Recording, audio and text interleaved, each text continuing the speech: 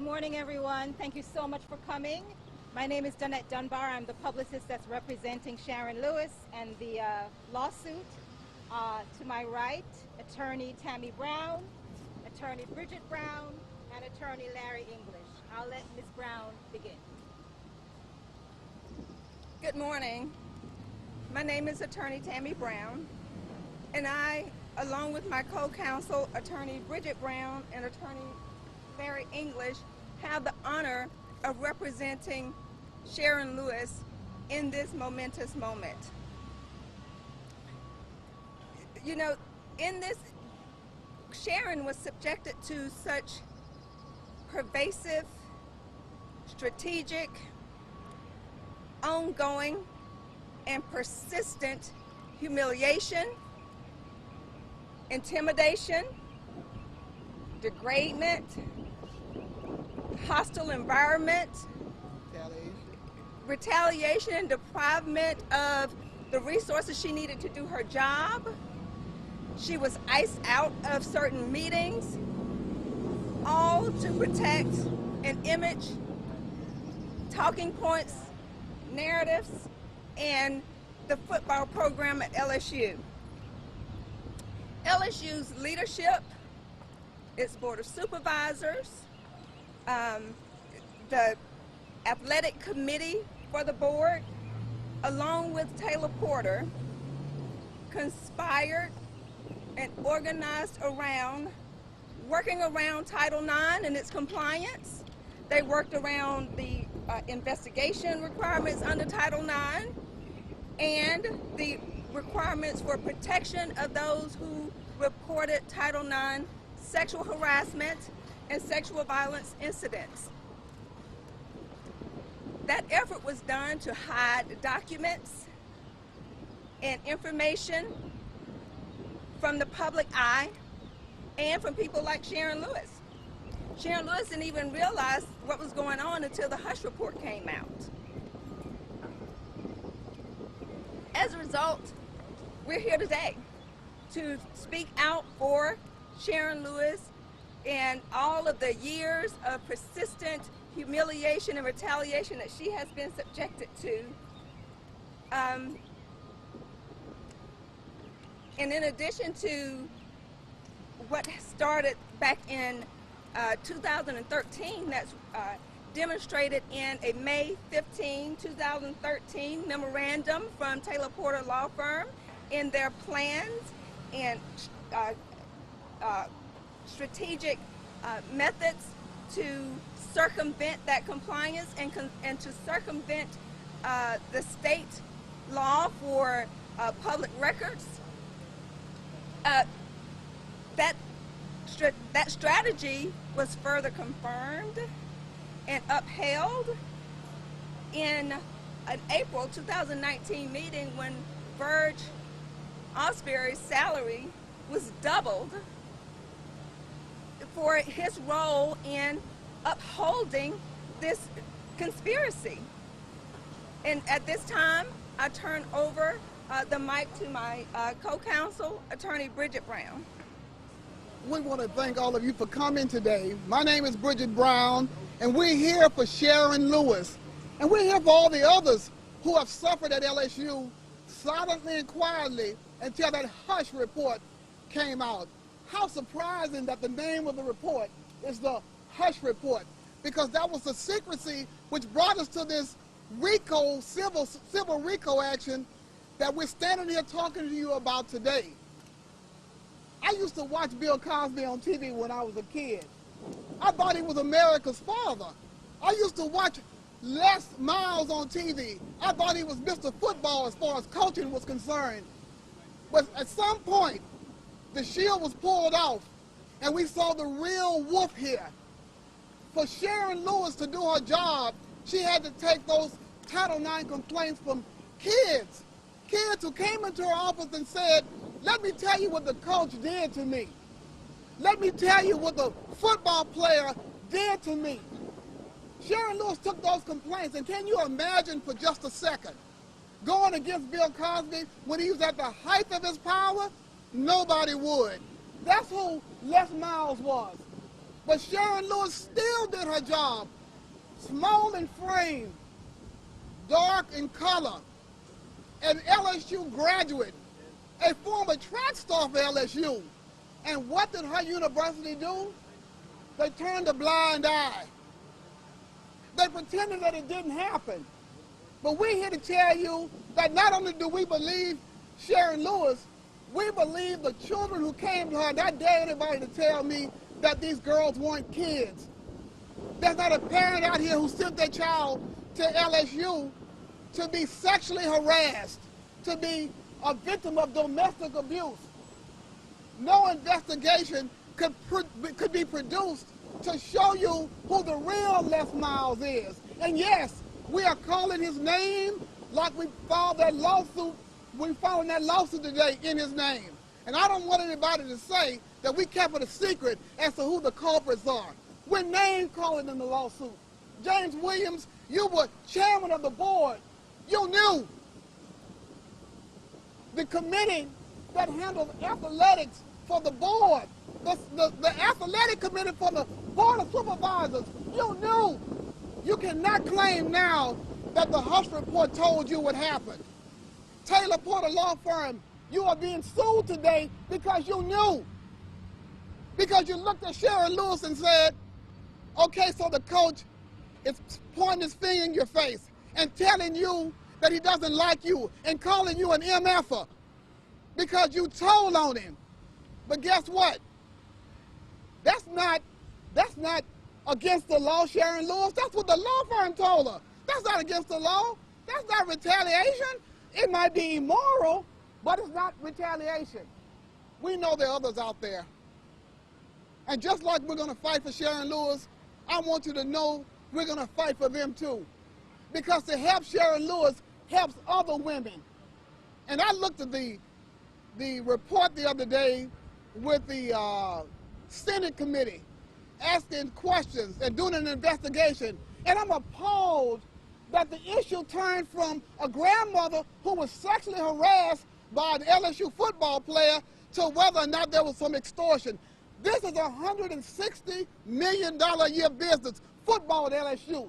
Let's talk about extortion. You know why we filed that RICO action?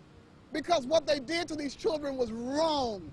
It was wrong. Like that little girl in the Hush report who tells Les Miles, you know what you did to me. You know what you did to me. Listen, don't take my word for it. Read the report.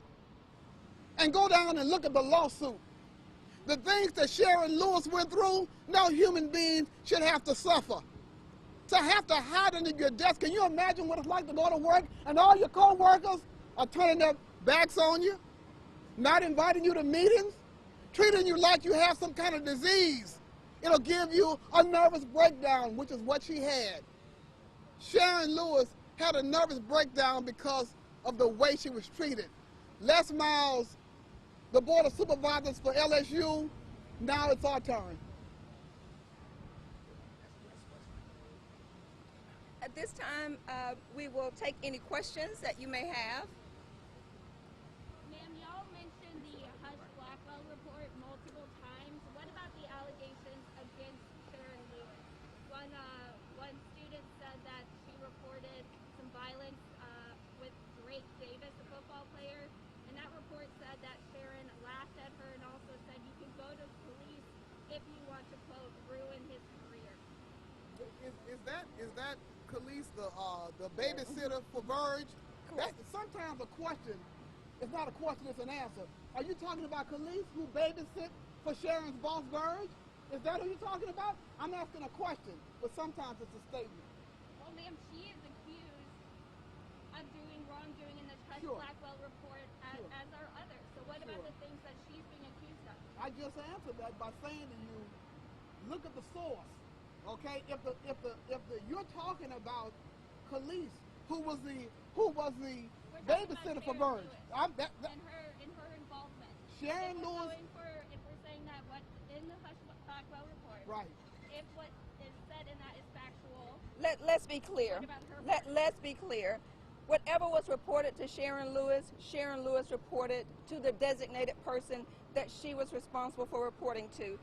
Miriam Seeger was the designated person for the athletic department for Sharon Lewis to report to. Any student that came to Sharon Lewis with complaints about sexual harassment, sexual violence, or any other offense that was committed against them, Sharon Lewis reported it to Miriam Seeger. Sharon Lewis has been specifically instructed, you don't investigate. You don't ask any questions. You turn it over to us and we investigate. Sharon Lewis wasn't an investigator. So those questions weren't her issue. Those things weren't reported to her. What was reported to her, she reported. So she did not laugh when a student said they were scared? She did not. She was the one hiding under her desk. She was the one who had the nervous breakdown. She wasn't laughing. And this is not funny. Can you speak more to Taylor Porter's role in this cover-up? When there were Title IX investigations, Miriam Seeger, Joe Avella conducted their initial investigations. The then president of the university, William Jenkins, consulted Taylor Porter, their outside law firm, to conduct Title IX investigations. That investigation by an outside firm was not in compliance with LSU's Title IX policy. Title IX requires the university to conduct certain investigations of those type of harassments and to invoke certain protections for those who come forward. That was not done in this case. And so, yes, that is why Taylor Porter is involved, because they conducted the investigation.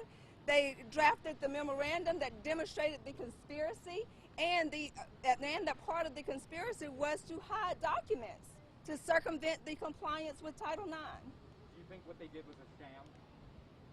You read the report. Good Those are question. your words. Very good question. Why are you guys filing this lawsuit now? This stuff has been going on for years. Some of our viewers are saying, well, maybe it's because Sharon Lewis is trying to keep her job.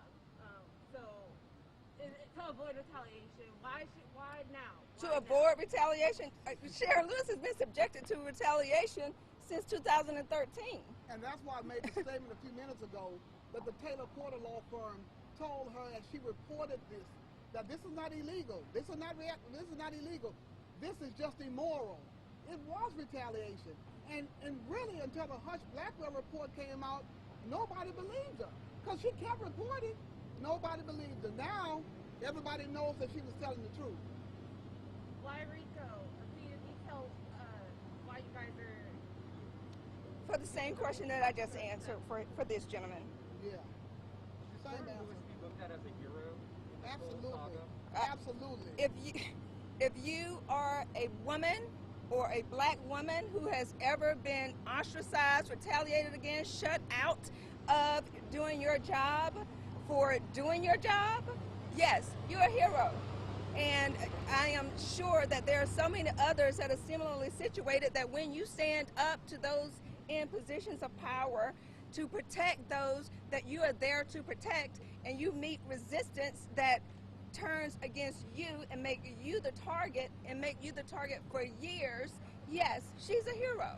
Absolutely. Have you ever been given wear a size 7 shoe and been given a size 12 men's shoe when all the other people got what they were supposed to have? Been shut out of emails and not received the information that you needed to participate in meetings that you were obligated to attend? Yes. Or been told when you ask for a promotion, you will never get a promotion or a raise because you say Title IX too much? Yes, she's a hero. She's a shero. I think you have a question here. Ms. Brown, you said we believe those kids, and this is a follow-up to an earlier line of questioning.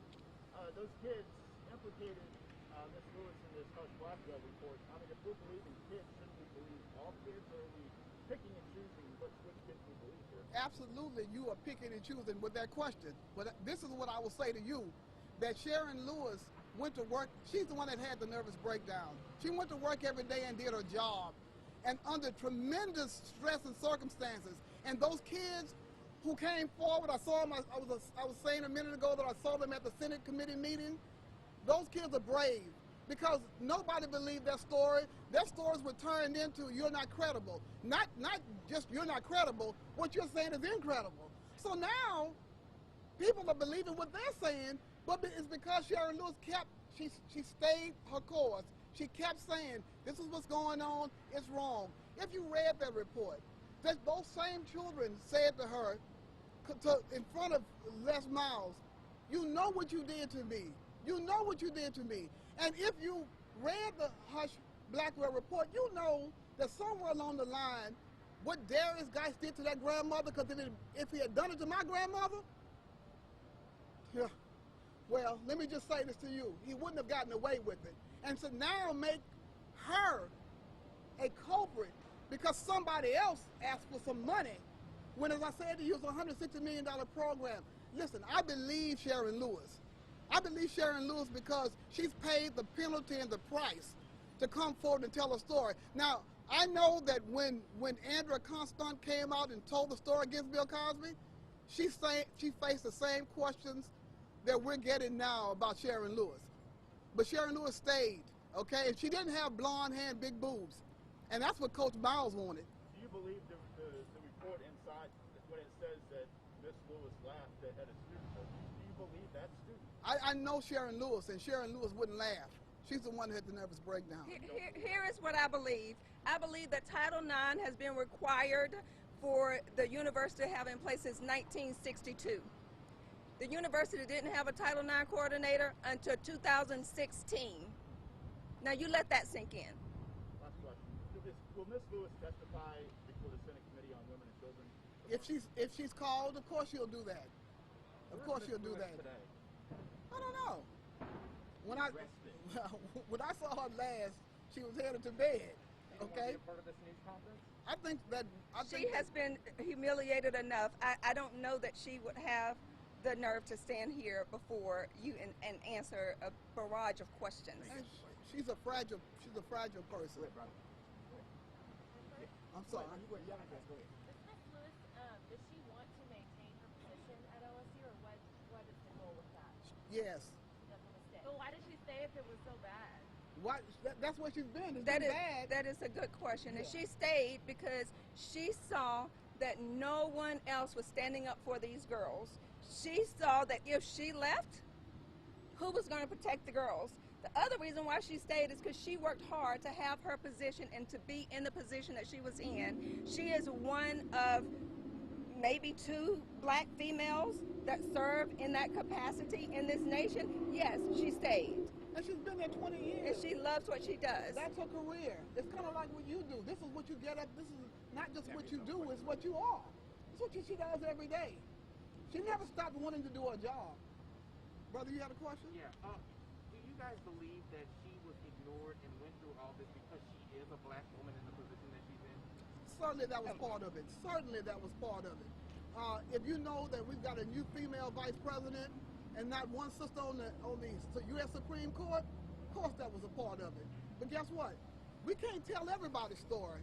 We can tell the story of Sharon Lewis. And we're capable and prepared to do that. And it's no different than what she's been saying all along. Has she been working this week? Has she? I don't know. Are you guys confident that LSU's going to do the right thing now with the spotlight that's now been shined on them? $160 million football program? Absolutely not. We have no confidence in that. Is that why you guys are filing that lawsuit? Yes. How'd you get to the $50 million? Every day there was something new. Every day there was a new victim coming forward. Every day there was something supporting what Sharon was saying. And $50 million seems like a lot compared to the $160 million that the program generates. But if you look at those California cases, where that's the average, we're nowhere near that. I think they did the case in California the other day was, what, $2.2 billion? Y'all in sports, you tell me. How much was the California case the other day? The word billion was behind the number. 1.1 billion. 1.1 billion. I know the word billion was behind the number. So, small number. But at least we forget, Les Miles was being paid $10 million a year through the years that Sharon suffered, he's getting $10 million every year. You mentioned Bill Cosby in your analogy. Right. With this and everything that she went through, is this sort of like the next step in the Me Too movement as far as, getting people, who are, as you mentioned, brave enough to tell their stories? Can we, I guess, as this continues to move forward and our society changes a little bit, can we expect to see more things like this? I bet you that Sharon Lewis didn't get up to go to work any morning and say, this ought to hit right on time for the Me Too movement. I don't think any victim does that, okay? These times are different. And certainly the fact that she's a female recruiter at one of the largest universities in the country, that says something about how things have come to change. But the idea that to do her job, she had to be subjected to not being able to do her job, that's not Me Too, that's her. So we're going to take one last question.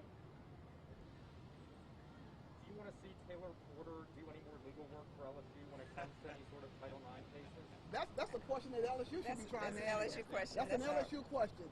Do you want the answer from me as a taxpayer is, do I want my state taxes to be used to pay the university so they can turn around and pay Taylor Porter?